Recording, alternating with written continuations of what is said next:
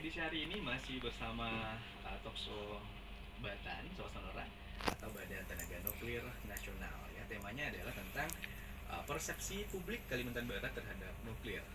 Jadi teman-teman silakan bertanya, nanti kita akan dijawab ya Bu ya di segmen ketiga atau keempat. WA kami di 0812 535 ya. Tadi masih ada beberapa pertanyaan. Jadi soal ini loh Bu, apa program PLTN yang ada di Indonesia atau di Kalbar seperti apa Bu? Nanti baru kita yang soal pertimbangan gitu loh. Kemudian yang menarik dan juga perbedaan. Silakan ya. Jadi mengenai rencana pembangunan PLTN di Indonesia itu sebetulnya sudah lama diupayakan gitu ya.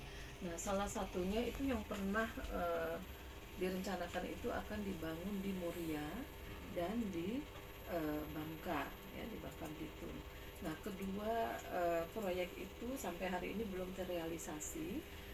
Salah satu penyebabnya itu adalah adanya penolakan masyarakat gitu ya. Nah, itu tadi.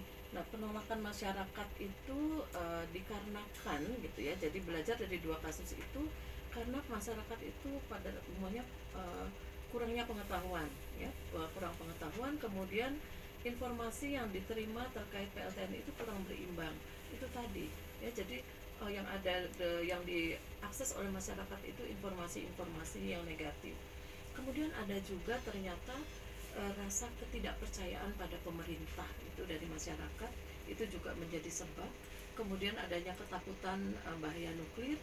Kemudian belum optimal sosialisasi yang dilakukan oleh pemerintah, dan strategi sosialisasi yang dikembangkan tampaknya itu masih kurang mengakomodir kearifan lokal gitu. Itu yang menyebabkan dua belum bisa direalisasi. Ya. Saat ini pemerintah itu sedang mengkaji gitu ya untuk membangun PLTN di Kalbar. Ini kelihatannya harus perlu dipahami oleh masyarakat. Mengapa PLTN itu direncanakan untuk dibangun di Kalbar gitu ya. Nah, jadi tentu saja pemerintah mempunyai banyak pertimbangan gitu ya, dan sekarang sedang dilakukan kajian. Salah satunya adalah bahwa faktor alam kegempaan itu memungkinkan bisa terjadi. Ya, jadi memungkinkan Kalimantan Barat ini sangat aman untuk dibangun PLTN. Kemudian mungkin masyarakat luas itu tidak paham bahwa saat ini sebenarnya Kalimantan Barat itu sedang mengalami krisis energi. Puluhan desa di Bengkayang misalnya tidak teraliri listrik, atau 200 lebih desa di Kalimantan Barat itu belum mendapat pasokan listrik. Jadi kekurangan sebesar 230 megawatt itu kita masih impor.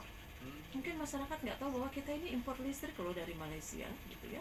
Tentu saja itu kan merupakan solusi sesaat. Next, ke depan harusnya kita harus punya energi yang cukup.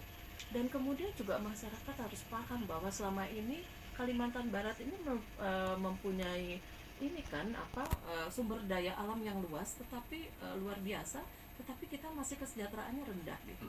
Nah, salah satunya karena industri di Kalimantan Barat itu belum berkembang. Nah, industrinya belum berkembang karena apa? Karena kita tidak punya pasokan listrik yang cukup.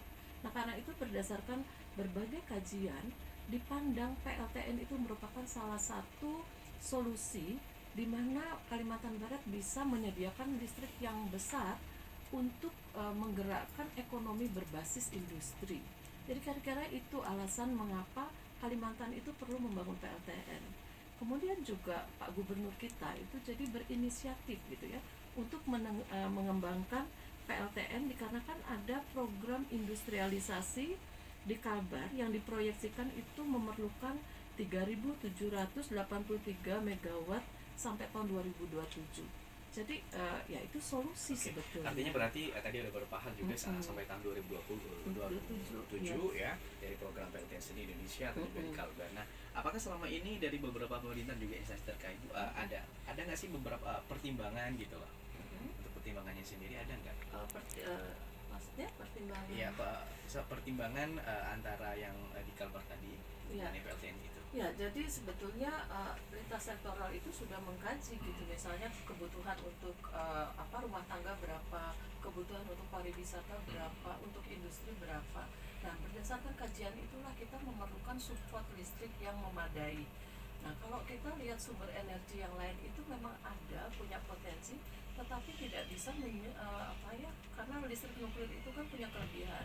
Kelebihannya adalah bisa menyediakan listrik yang besar dan stabil, kemudian harganya bisa relatif murah, sehingga ini bisa sangat cocok gitu dikembangkan untuk membuat menggerakkan ekonomi berbasis Oke. industri. Tadi kita ngomongin juga di segmen pertama tentang studi Ibu ya. Iya. Jadi apakah ada kaitan gitu ya dengan hubungan masyarakat Kalbar dengan rencana pembangunan PLTN itu? Oh ya, sangat ada sangat ini ya. Jadi masyarakat Kalbar itu tidak usah khawatir, tidak usah takut bahwa pemerintah itu akan membangun tanpa persetujuan masyarakat. Perlu diketahui gitu bahwa untuk apalagi sekarang dengan pergeseran paradigma ya dari good government menjadi good governance, jadi yang menentukan kebijakan itu tidak saja pemerintah tetapi di luar pemerintah itu mempunyai peran yang besar, terutama untuk membangun PLTN itu masyarakat memiliki power yang besar, kepentingan yang besar untuk menentukan apakah ini boleh diimplementasikan atau tidak.